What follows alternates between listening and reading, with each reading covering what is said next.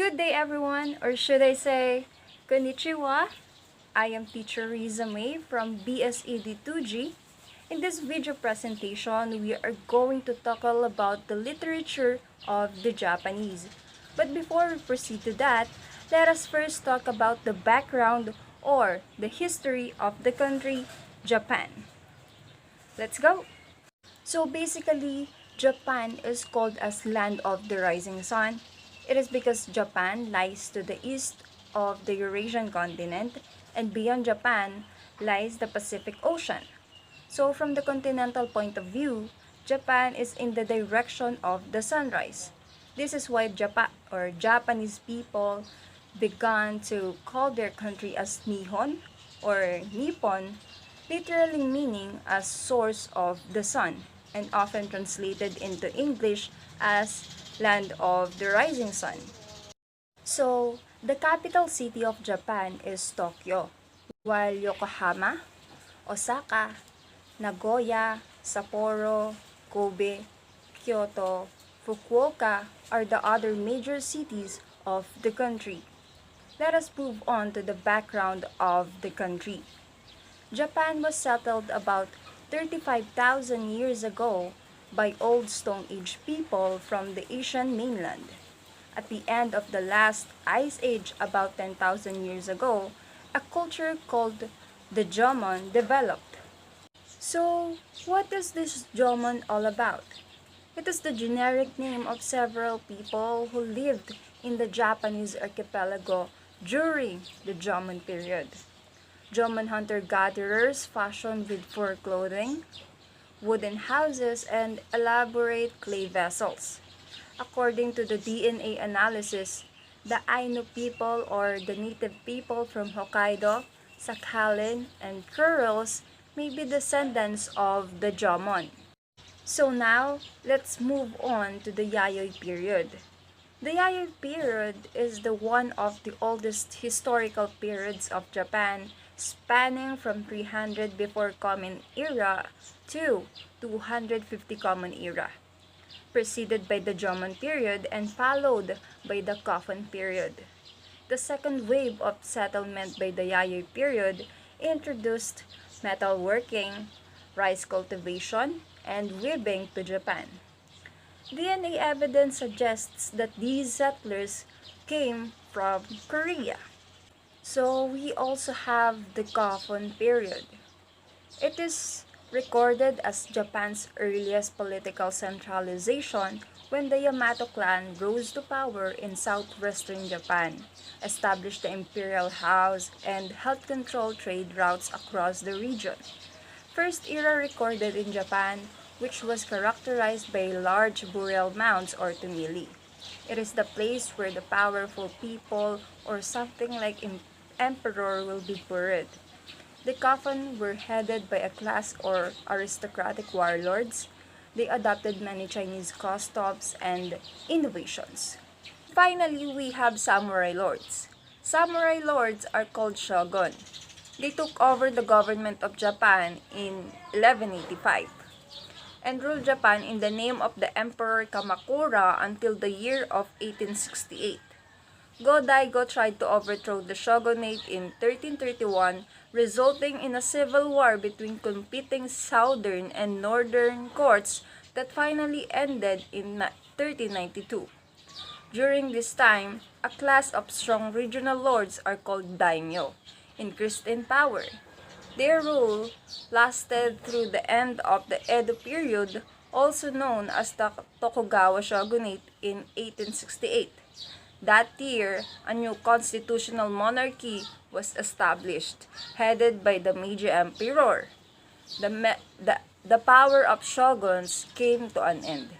After the Meiji Emperor's death, the emperor's son became the Taisho Emperor.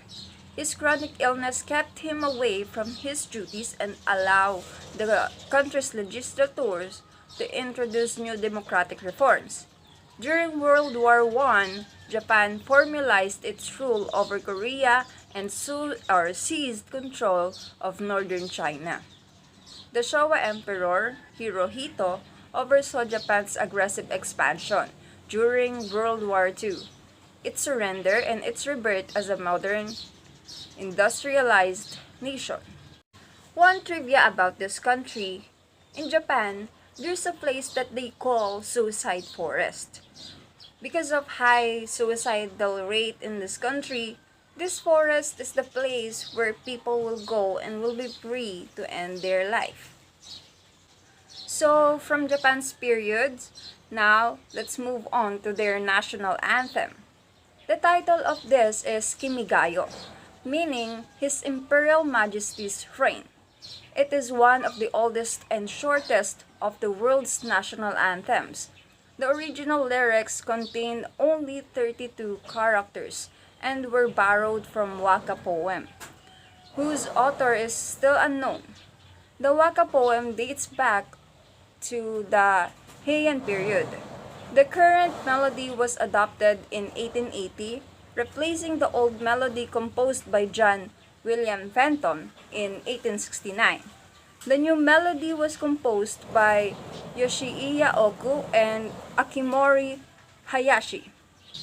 Kimigayo was one of the national anthem of the Empire of Japan from 1888 to 1845 and continued to be the anthem of the state of Japan, formed after the empire's dissolution at the end of the World War II.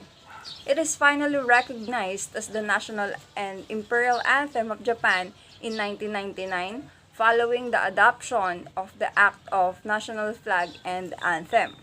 And now, let's talk about the geography of Japan.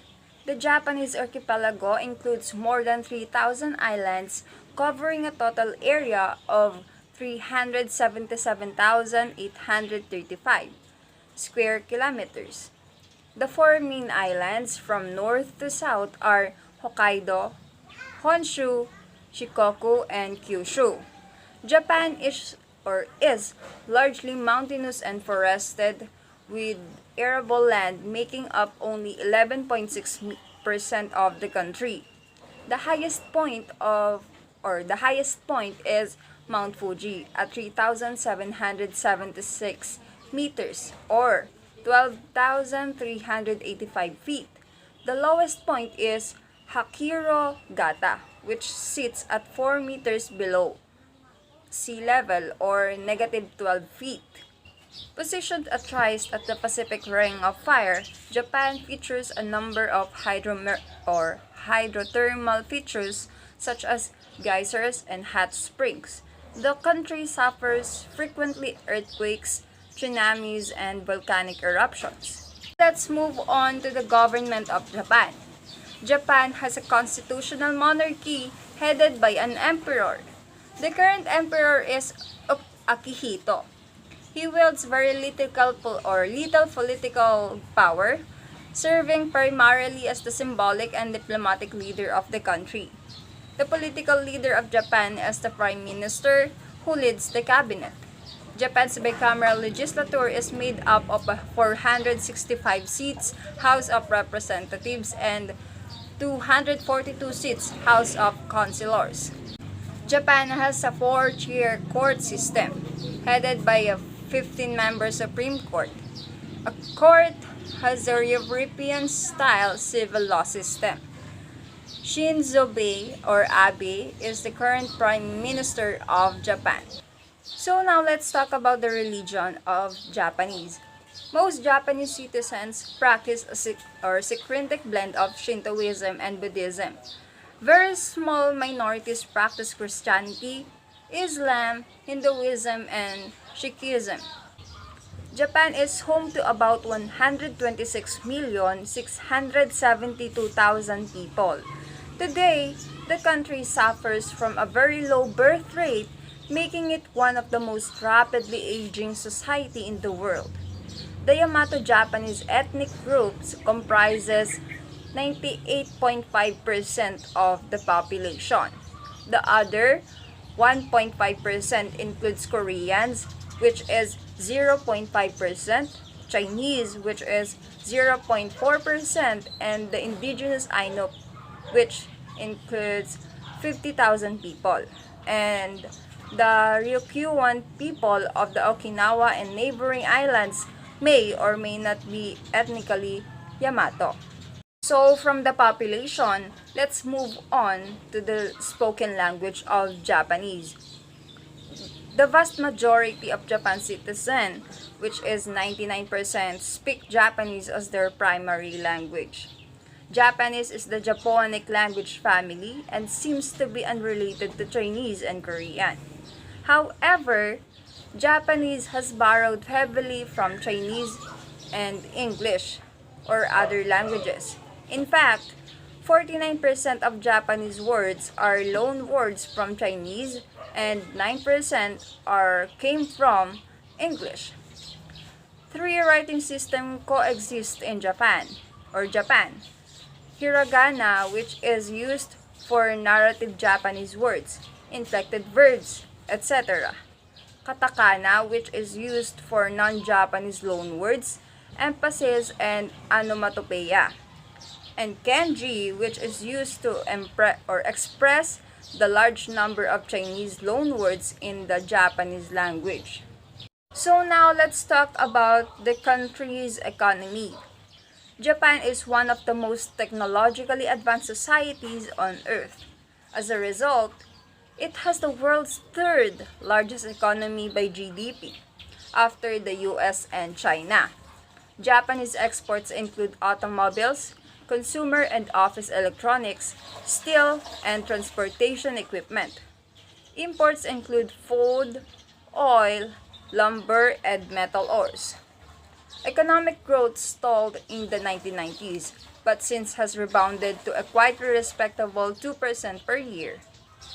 Per capita GDP in Japan is 38,440 US dollar, or 16.1% of the population lives below the poverty line.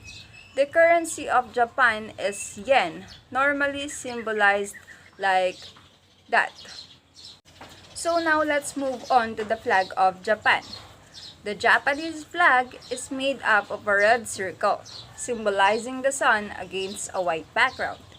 It is known as the Hinomaru in Japanese, meaning circle of the sun, because Japan lies to the far west of the Pacific Ocean and the sun rises spectacularly over the sea to the east. It is the inspiration of the design of the flag. The national flag of Japan was adopted on January 26, 1870 and officially recognized on August 13, 1999, following the passage of the Act of National Flag and Anthem. So, what is the symbolism of this flag?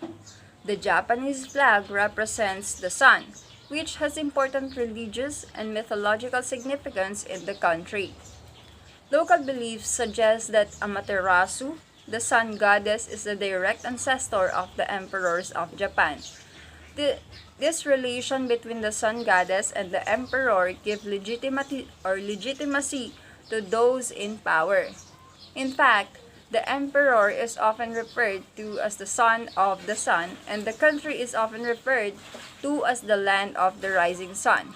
According to historical accounts, the first sun-themed flag was used in 701 AD during the reign of Emperor Monmu. The use of this sun symbolism has continued throughout the history of Japan. The centered sun symbol, called Hinomaru, has been an important part of Japan's flag for thousands of years and is said to represent a prosperous future for Japan. The white background color symbolizes the purity, honesty, and integrity of the people of Japan. So what is the use of this flag? Previously, the citizens of Japan were required to display the national flag during holidays and other special celebrations. However, this has not been a requirement since the end of the World War II. Additionally, the people in the country were once obliged to present the flag to the emperor when he came near. The Japanese flag has long been used to invoke the nationalist and patriotic feeling. During World War II, for example, family and friends of military members would sign a flag and present it to soldiers before deployment. This tradition is still carried out until today. But for athletes prior to important games, most flags displayed in Japan can now be found on the outside of government buildings. Some individuals choose to display the flag during holidays and other celebrations. So those are the histories and background of the country, Japan. Thank you. Okay, before we proceed to the literary pieces, let me introduce to you some of the famous Japanese authors. First, we have Natsuo Kirino. She has a pen name of Moriko Hashoka. This Japanese novelist is a leading figure in the recent boom of female writers of Japanese detective fiction. Her works, such as the notable novel Out, made the readers to ask what they would do if something awful happened to them. Next, we have Shintaro Ishihara. Ishihara is an author who was also a governor of Tokyo from 1999 to 2012. In 1989, his book, The Japan That Can Say No, with his co-author Akio Morita, called on his countrymen to stand up to the United States. Next, we have Mitsuyo Kakuta. She has written over 80 works of fiction, and her most notable works are A Blissful Pastime Woman on the Other Shore and The Eighth Day have been made into a television series, drama, and film. Currently, she is working on translating The Tale of Genji into modern Japanese. Ami Yamada. She is known for being a popular but controversial contemporary Japanese writer, seeing that her stories focus on issues of sexuality, racism, and interracial marriage, which are topics not typically discussed openly in Japanese society. Her two most famous works are Bedtime Eyes and Trash. Banana Yoshimoto. Yoshimoto is the daughter of the famous poet and critic Takaaki Yoshimoto, and her sister Haruno Yoko is a well-known cartoonist in Japan. She has a pen name of Mahoko Yoshimoto. Her publications include 12 novels and 7 collections of essays, and one of her most famous works is entitled Kitchen.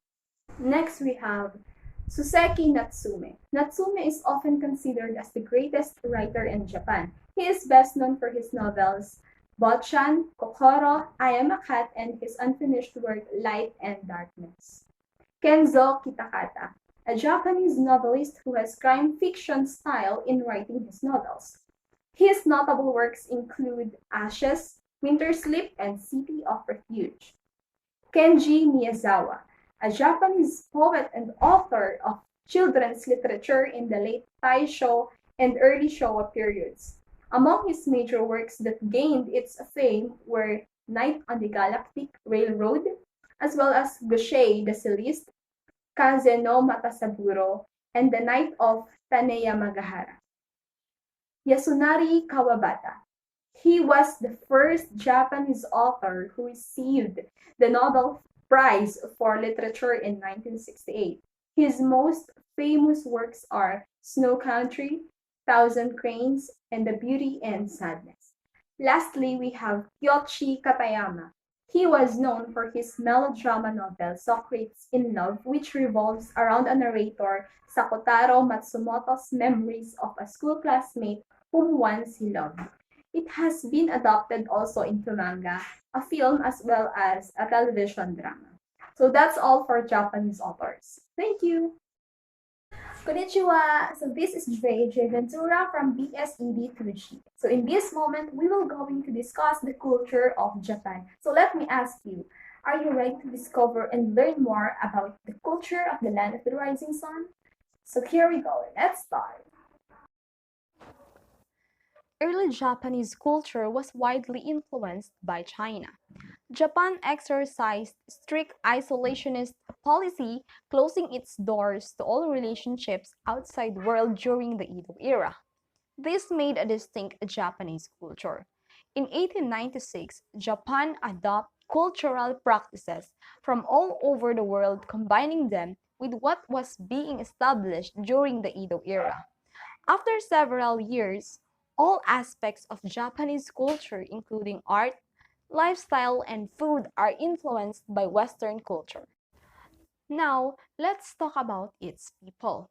Japanese people are socially and ethnically homogeneous groups in the world. It is due to Japan's rapid post-war economic development in 1990s with social solidarity and conformism. Despite labor shortages since 1960s, authorities resisted officially sanctioning foreign workers until the 1980s, relying on increased mechanization and an expanded female workforce instead. In terms of Japanese people's characteristics, they possess various characteristics that you may probably feel fascinated. Primarily, Japanese are known for very hardworking people. They tend to spend their whole time in working, and the only rest they could give to themselves is when they go home to eat and sleep. In addition, they are more likely to overtime to their respective works, to the point that their rest is just only for an hour. Due to their overworking, they did not have time to build their own family because they focused more on their work. That is one of the major problems in Japan. They are unpopulated country. Their careers and professions are given more attention rather than having their own family. So as a result, their population are decreasing in numbers. As for the Japanese children, they are already practicing to become independent at their young age because of the belief of elders that this is the foundation of their future lives. Japanese people show their love not through physical touch or words of affirmation, but through respect. They didn't usually say, I love you to their parents, but rather they show their sincerest respect through their actions. When you go to a Japanese people's house, you will going to take off your slippers or shoes, and you're going to use the indoor slippers will going to offer by the house owner. You might bring also a small gift, particular some sweets or fruits with a range of 3,000 yen, depending on your age and condition when you go to a Japanese friend's house. Moreover, when you go to a bathroom to take a bath, there is a separate area for washing your hair and body. Traditionally, they use a bathtub, and before they going to dip themselves on the bathtub, they make sure that their body was fully rinsed with water because bathing for them means relaxing. Therefore, after rinsing their body, they dip themselves in bathtub and they relax. Another is when you see a woman badge into woman's clothes, particular in a pregnant woman, for example, when you are going to ride a bus or a train, this is a sign for you to offer your seat to the pregnant woman. When it comes to education, Japanese people, when reaching their junior high level, they are already preparing for the entrance exam for the college level. That's how eager they are in study. Lastly, they are easily get frustrated towards something, and due to this, most Japanese people got suicide. As a matter of fact, this is their next major social issue next to underpopulated. The country is ranked as one of the highest suicide rate among other countries. Generally, their natural characteristics are more likely on respect, independence, time, and even emotional related aspects. So after talking about its people, now is the time to digest their way of living and work. So earlier it was mentioned that Japanese people are very hardworking. Due to that, the country has been renowned for its strong work ethic, and fascinating culture. Japan is labeled as high-tech Asian nation, seeing that the country is the ultimate source of high technology devices and transportation.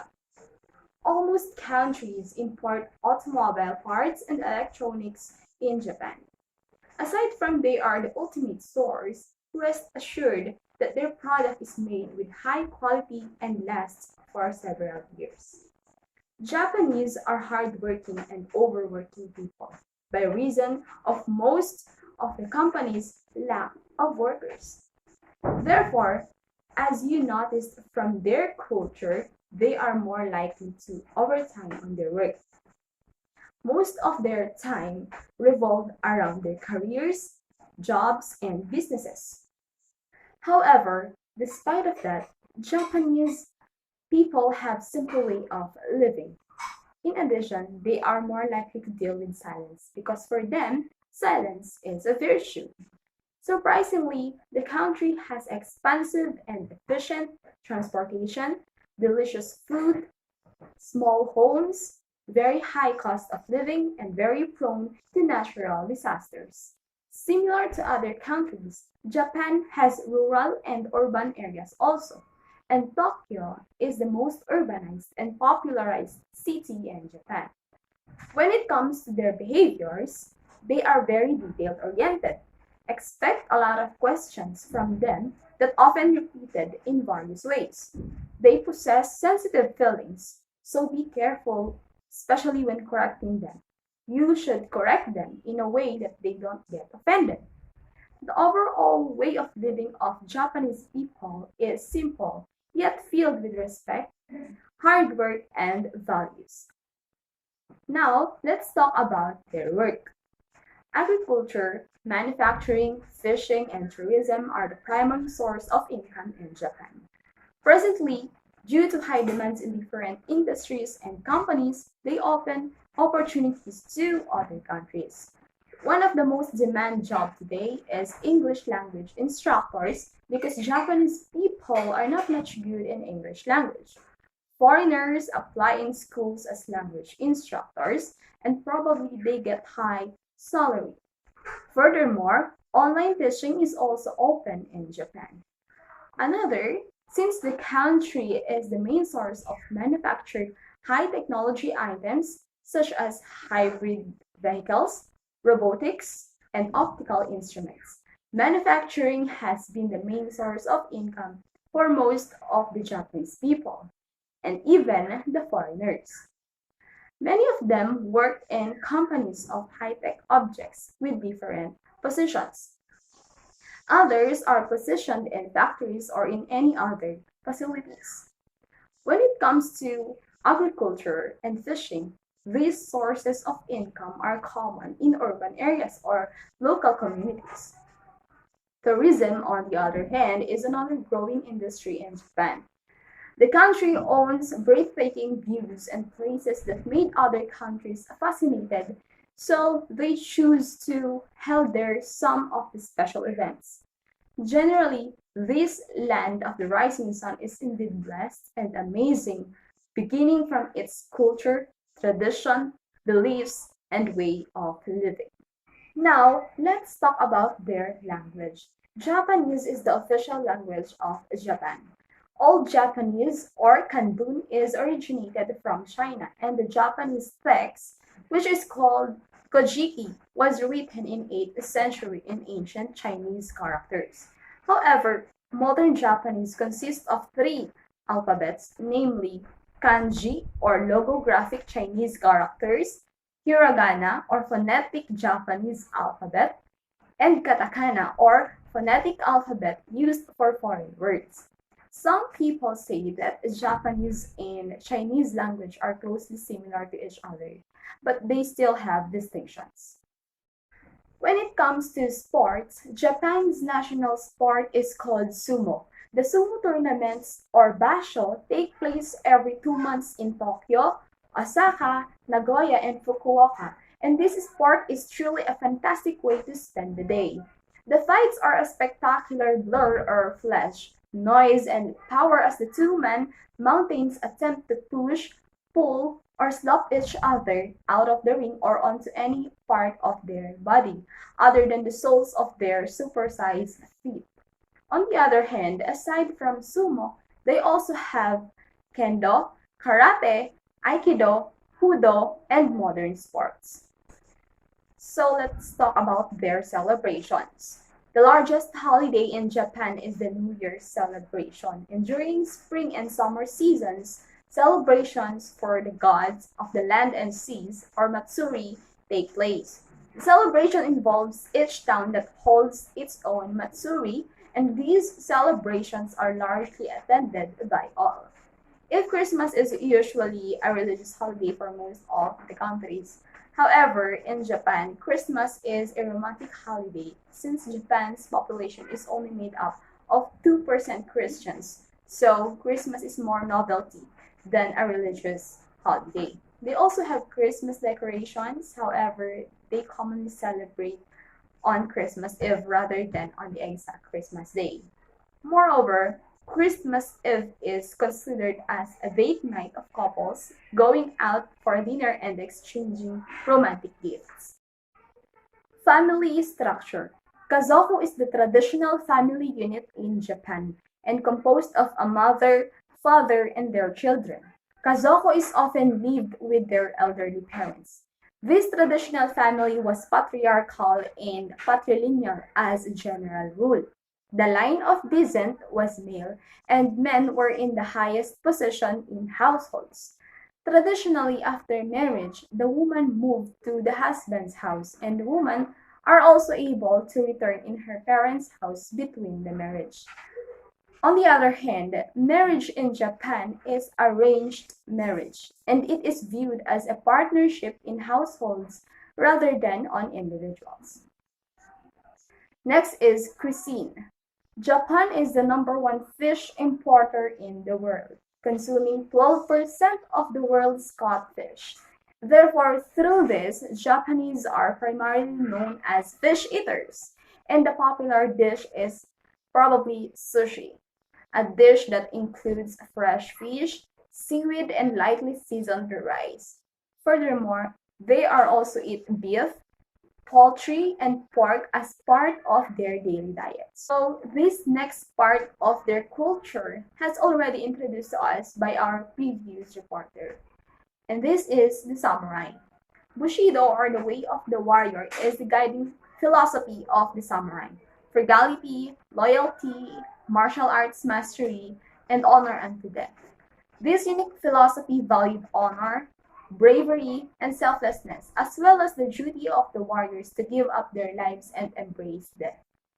Fear is no longer take place to the warriors, and this conduct self-discipline and respectful and ethical behavior in which became the role model behavior for the classes throughout Japan's history. Samurai skillful warriors are expected to become highly cultured and literate, to be skilled in the harmony of fighting and learning. From 13th century, samurai conduct became heavily influenced by Zen Buddhism. Zen training allowed a samurai to become one with their sword, and free and spontaneous mind gave them mental edge over their enemy. Zen meditation also allowed calmness of mind and gave a warrior philosophical strength to deal with their inevitable death.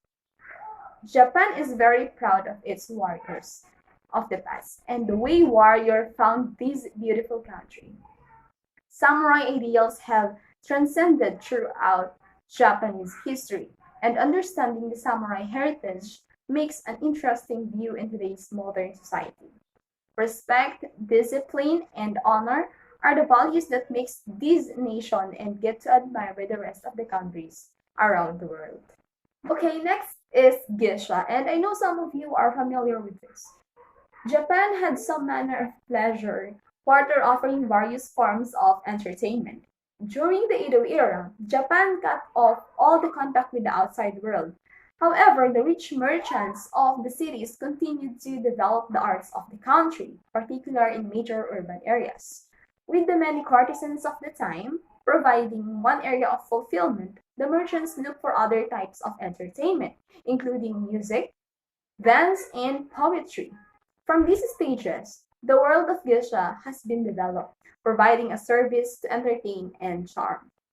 As geisha constantly developed and progressed, the first geisha on the scene were said to be men, appear around the 18th century. Later on, women caught on, and the geisha as we know emerged with strict rules in which not to upstage the courtesans or steal their clients. Okay, let's talk about manga and anime. Japan is once unknown to the outside world. However, manga, the Japanese comics, and anime, Japanese animation, have become a global phenomenon, and their popularity is growing every day. Manga books are usually printed in black and white covers and have variety of genres that are suitable for all genders and ages. The common themes are romance, action adventure, science fiction, comedy, sports, and horror. Popular manga comics are Astro Boy, Doraemon, Dragon Ball, Bleach, and Death Note.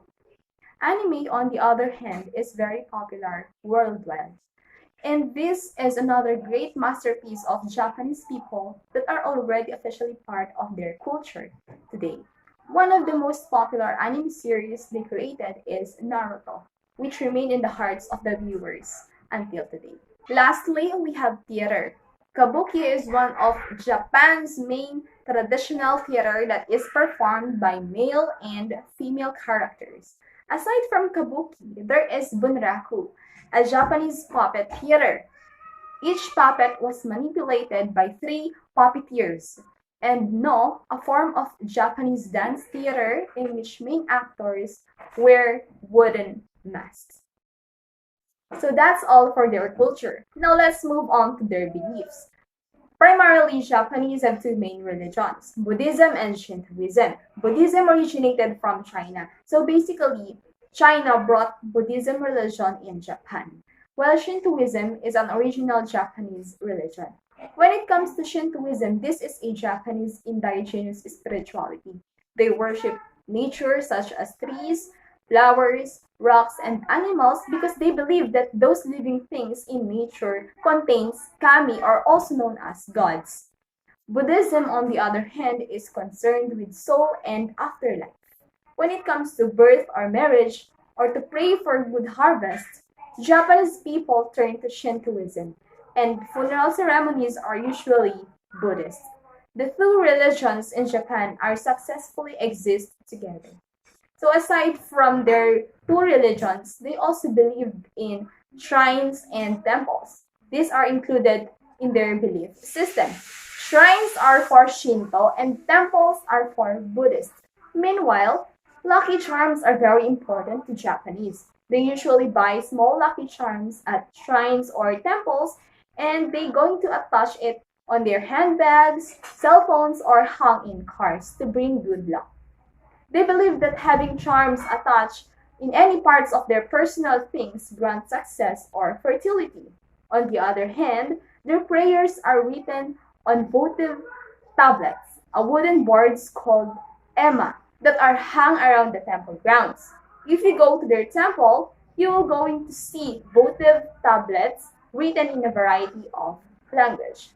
Concerning to their religious ceremonies, so it was mentioned earlier that Japanese most important celebration is New Year. So Japanese most important times of the year in the calendar is actually New Year, which is traditionally celebrated from 1st of January until 3rd day. The usual practice during New Year is to go to their ancestral graves and pray for them. Obon usually held during 16th of August, and this belief is concerned with the spirits of ancestors came down to earth to visit the living. Births are commonly celebrated by family through visiting shrines. Marriage ceremonies are a great clash of East meets West, and funerals are overseen by Buddhist priests. Japanese Matsuri festivals are also one of the celebrations and religious ceremonies in Japan, in which they conduct parades and rituals connected to the cultivation of rice and spiritual well-being of local community. So due to globalization, there are other religions brought by religious influencers from the other side of the country, including Christianity, Islam, and Hinduism. However, these religions have only 5 to 10% of Japan's population. So that's all. I hope you learned something from their culture and beliefs. Thank you for listening. Yoyi Chinichi, I am Marika Morales Javier, and today I'm going to discuss the haikus of Basho, Buson, and others. Before we proceed to the haikus of Basho, Buson, and others, first let's define what is haiku. Haiku is traditionally a Japanese poem consisting of 17 syllables arranged in 3 short lines that is unrhymed and evoke natural imagery. The origins of haiku can be traced back as far as 9th century. The word haiku, pronounced as haiku, is derived from the Japanese word hoku, meaning starting verse. Haiku is considered as a modern type of a poem.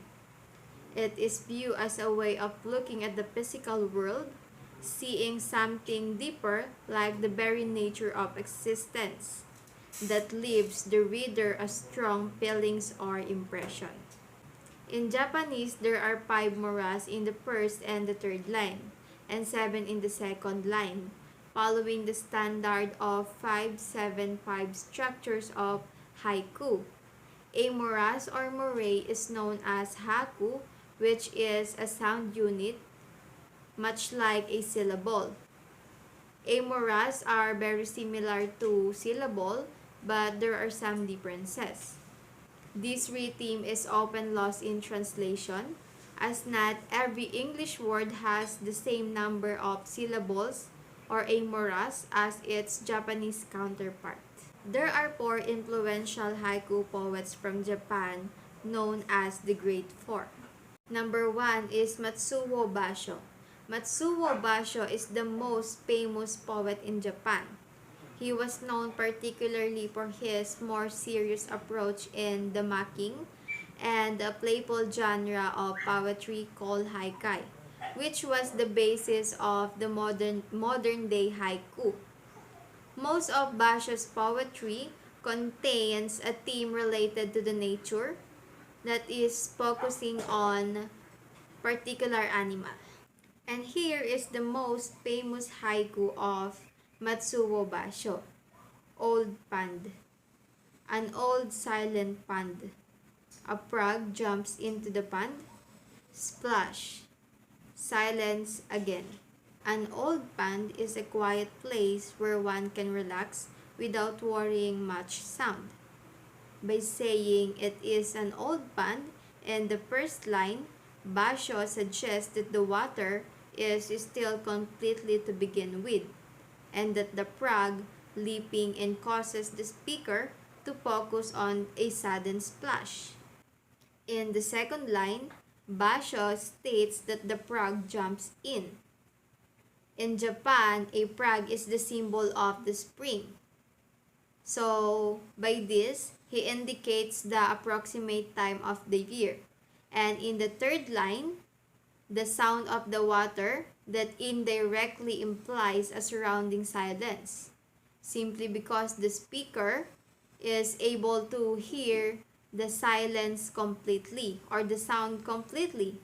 This obviously indicates that there is a hardly noise in the background. These are also the following examples of haiku from Basho. On a withered branch, a crow is perched in the autumn evening. Autumn moonlight, a worm digs silently into the chestnut. Second is Yosabuson. Yosabuson is a haiku poet in the Edo era. He is also an active painter. Therefore, his haiku has a picture that highlights visual image clearly. And here is the most famous haiku of Yosabuson. Lightning one candle. Lighting one candle with another candle, spring evening. Buson is saying that We must accept the light contained in the other's work without darkening their efforts. One candle can light another. One light may spread its source without being diminished. We must sing in our own ways, but with the contributions and the influence of others, we don't need to sing alone. These are also the following examples of haiku from Buson. A summer river being crossed, how pleasing with sandals in my hands. Light of the moon moves west, flower shadows creep eastward. And the third one is Kobayashi Isa. Kobayashi Isa is a renowned poet and a lay Buddhist priest of the Hodo Shinshu. He was popularly known for his haiku poems and journals. Isa wrote haiku that reflects on appreciation for the hardships faced by a common people. And here is the most famous haiku of Isa, A World of Dew. A world of dew, and within every dewdrop, a world of struggle. This haiku of Isa wants to imply that people and even things may look like peaceful and happy outside, but in the inside, there could always be conflict and problems. Everything is not always what it seems. These are also the following examples of haiku from Isa. O snail, climb Mount Fuji, but slowly, slowly. Trusting the Buddha good and bad, I bid farewell to the departing year. And for the last is Masawaka Shiki. Masawaka Shiki was a poet, author, and literary critic. He was a strong advocate of modernization of Japanese poetry. Here is one of the most popular haiku of Shiki. My life. My life, how much it remains. A night is brief. This haiku of Shiki wants to imply that life is short. We must cherish every remaining moments that we have in this world. These are also the following examples of haiku from Shiki. After killing a spider, how lonely I feel in the cold of night. Night and once again, the while I wait for you, cold wind turns into rain. As we can see, haiku poems are typically written and traditionally focus on the subject nature and usually about specific seasons. Because describing a season is the original purpose of haiku. That's why most of the poets often focus on the natural world and how it changes throughout the year. Konnichiwa, I am Aaron Jess Bauto. So today I will be going to discuss the tale of Genji, the first literature in Japan. The tale of Genji or Genji Monogatari, written in the 11th century CE by Murasaki Chikibu, a court lady, is Japan's oldest novel and possibly the first novel in world literature. The classic of Japanese literature, the work described the life and love of Prince Genji, and it's noted for its rich characterization and vivid descriptions of life in the Japan Imperial Court.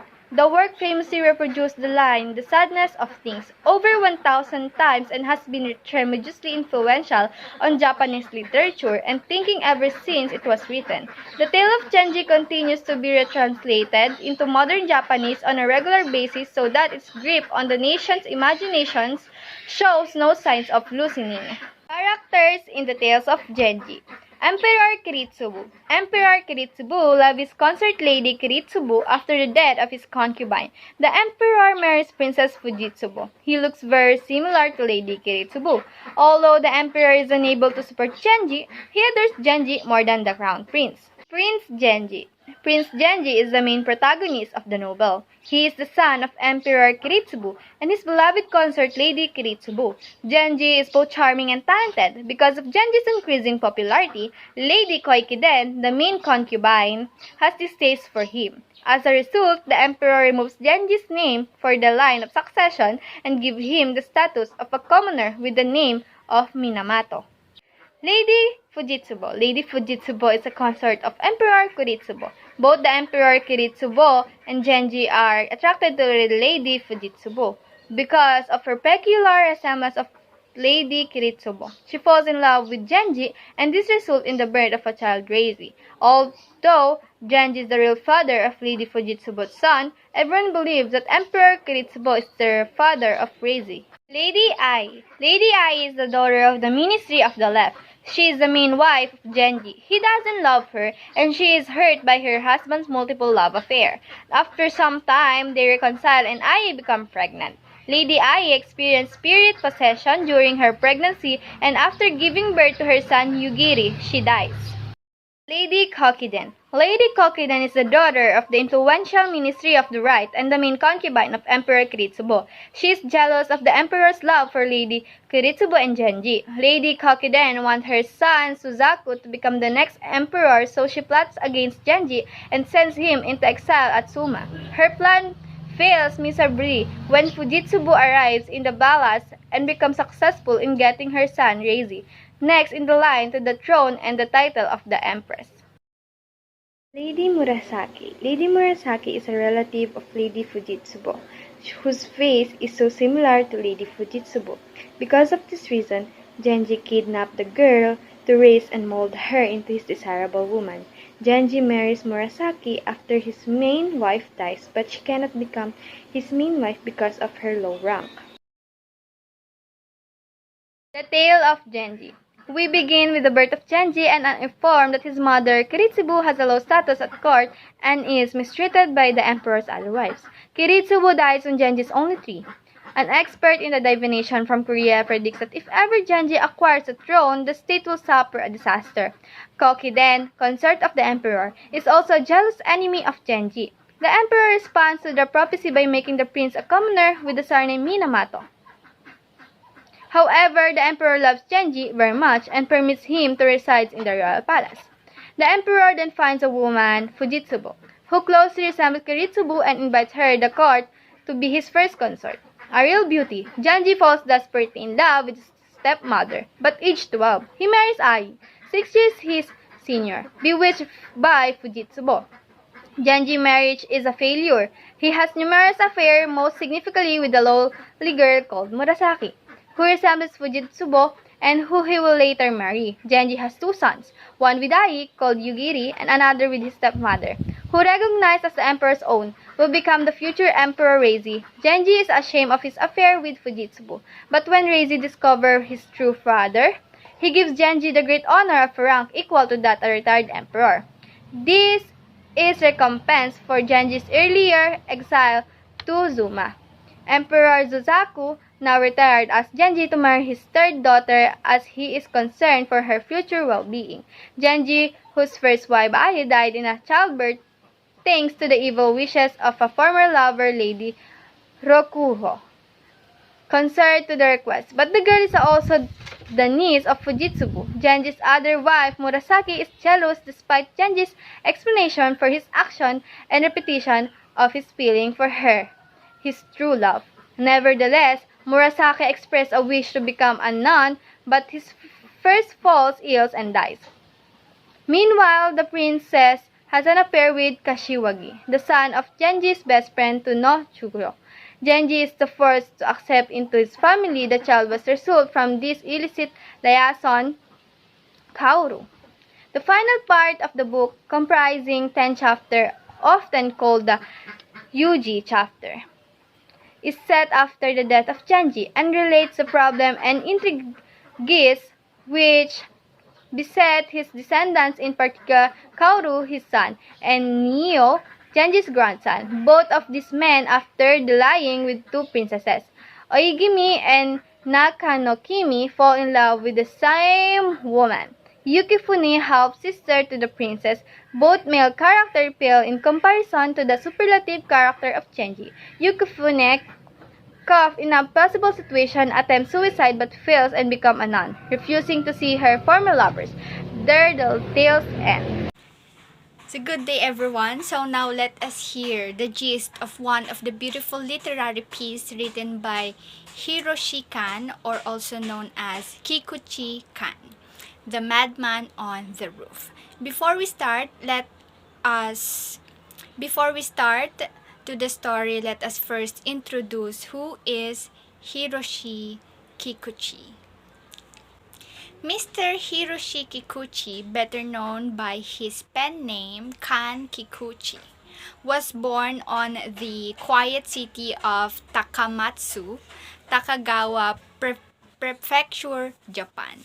He is a well-known poet, novelist, and short story writer in his native Japan.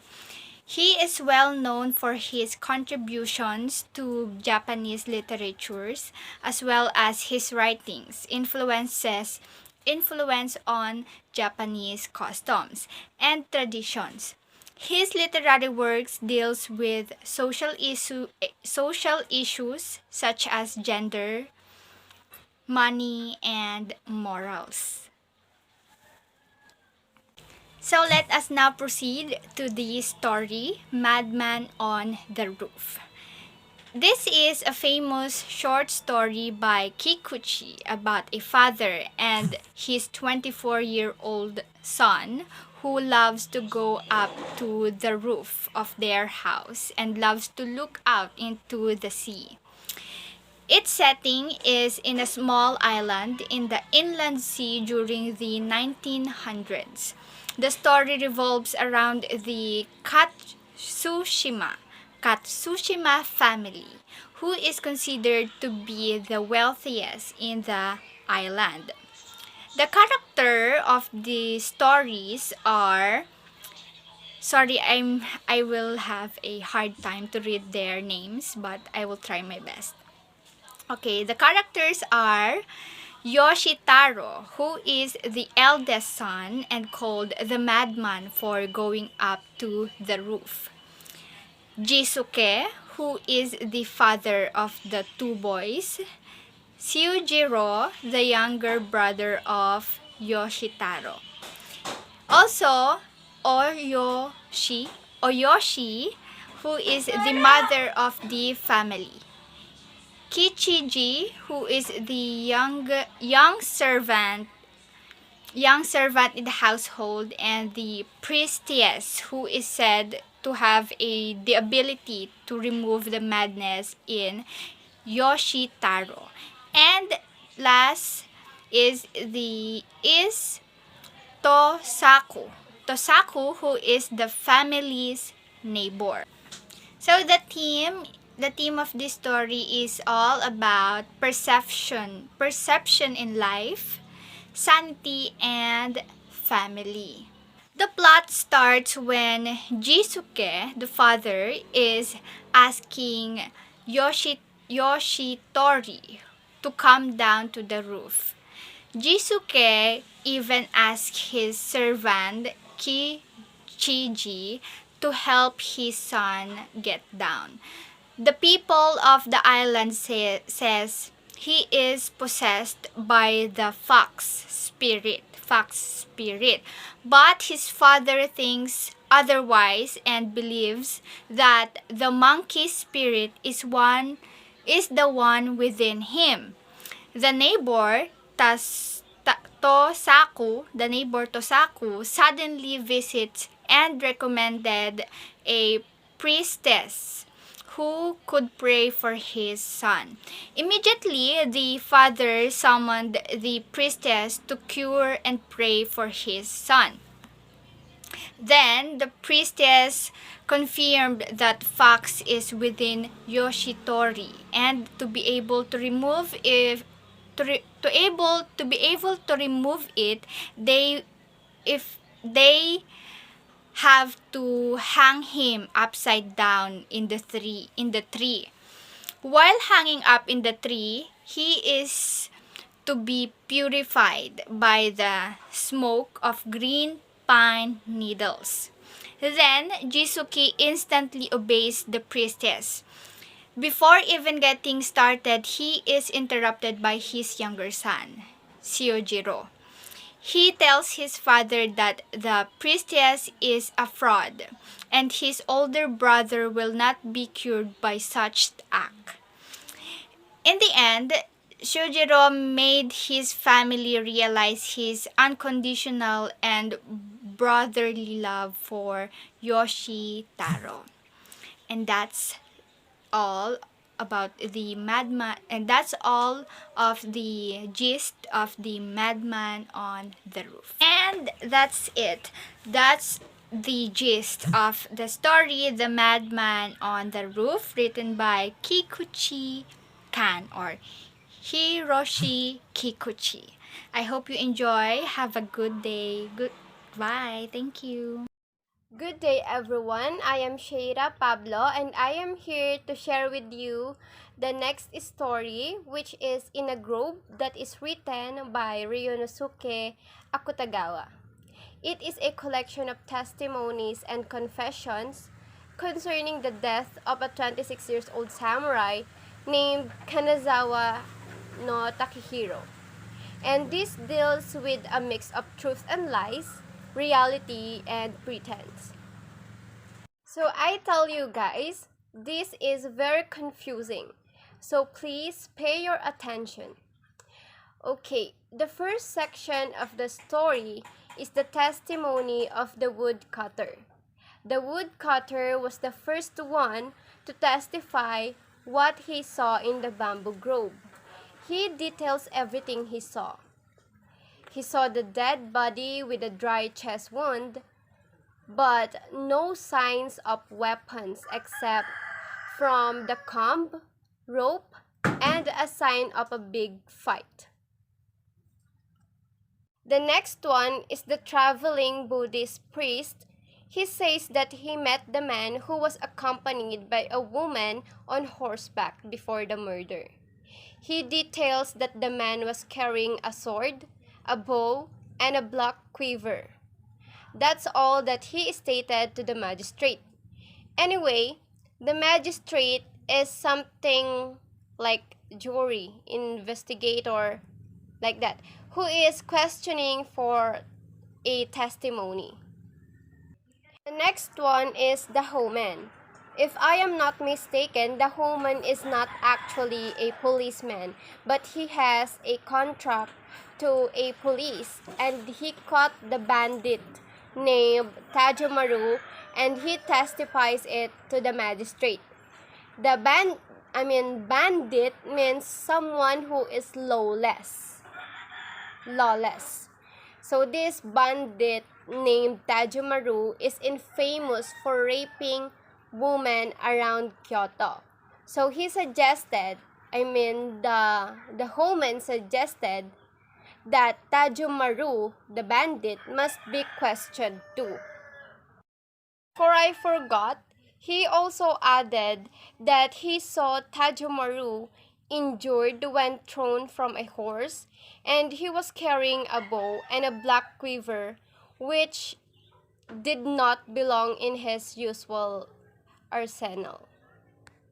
The next person is the old woman. This old woman is Masago's mother. Masago is the wife of the dead samurai. This old woman confirms to the magistrate that the two, or Masago and the dead samurai, would have been traveling in the hills the day before. So she also begged them to find her daughter Masago, because Masago in that moment is still missing. The narrative switches to Tajomaru's voice. So we are already familiar with him, right? So Tajomaru is the bandit, the one who is infamous for raping women. And he casually confesses that he killed Takehiro. He details how Masago's beauty led him to execute a plan, which is he led Takehiro to the buried treasure. Then when Takehiro was busy digging up the treasure, he hit Takehiro and tied it in the cedar tree. And then he raped Masago. To his surprise, Masago asked him to kill either himself or her husband, saying that she will live with the last man standing. So Tajomaru did not wish to kill Takehiro, he claims. But because of what Masago said, he untied him. He untied Takehiro and they had a sword fight. Okay, so during the duel, Masago fled. And then Tajomaru dispatched the man and took the man's sword, bow, and the quiver. But he sold the sword before he was captured. That's why the Homan said that Tajomaru was only holding a quiver and a bow because Tajomaru already sold the sword to someone else. The next account is Masago's confession. According to her, after the rape, Tajomaru fled, or the bandit fled, and her husband is still tied to the tree, to the cedar tree, and look at her with great disdain. She was ashamed that she had been raped and no longer wished to live. But she wanted him, or she wanted her husband to die with her. And he agreed. And then she plunged the dagger into his chest. And then she cut the rope from Takehiro and she ran into the forest to commit suicide. She claims that she commit suicide numerous times, but her spirit was too strong to die. And at the end of her confession, she weeps. The final account comes from the Takehiro's ghost, as delivered through a spirit medium. So he says that after the rape, Tajomaru persuaded Masago to leave him and become his wife, which is she agreed to do under one condition, that he would have to kill Takehiro. So Tajomaru became enraged at the suggestion. So he kicked Masago to the ground and asked Takehiro if he should kill the dishonorable woman. And hearing this, Masago fled into the forest. So Tajomaru then cut his bonds and ran away. Then he grabbed Masago's fallen dagger. Takehiro grabbed Masago's fallen dagger and plunged it into his own chest. Shortly before he died, he sensed someone creep up and steal the dagger from his chest. Throughout, it is obvious that he is furious at his wife. To be exact, the story left the readers hanging with no specific findings about the samurai's death. Because as we noticed, all the characters refuted one another's statement. Like Tajomaru said that yes, he raped Masago and killed kill Takehiro because Masago insisted, right? But according to Masago, she killed Takehiro because, which is he agreed to. And then she wants to commit suicide, right?